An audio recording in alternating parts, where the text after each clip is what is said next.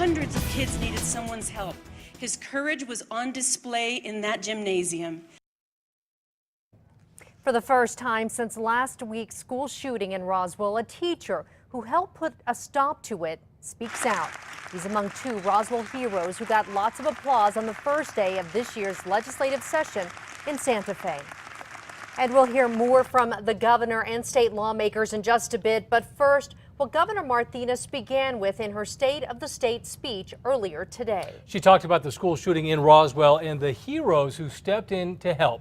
One of them, a Berendo Middle School teacher who got the 12-year-old shooter to put down his weapon. News 13's Chris McKee spoke with John Masterson shortly after the governor's speech. He's live in Santa Fe. Yeah, Dean Masterson told us today that he was absolutely overwhelmed today for the standing ovation that he and school security guard Kevin Hayes received on the roundhouse floor today. Now, as for his actions on the day of the shooting, Masterson says he was acting on instinct. Thank you both so very much. A thank you from hundreds of New Mexicans for two men who many now call heroes, Berendo Middle School security guard Kevin Hayes and teacher John Masterson. Both are credited for saving lives after a shooting at their Roswell school.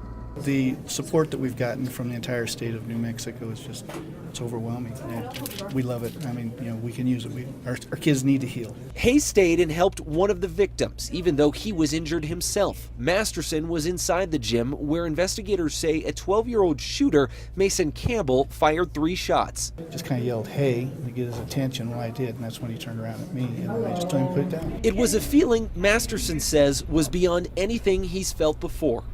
The fact that it was a gun scared me, and it scared me more than people will ever know.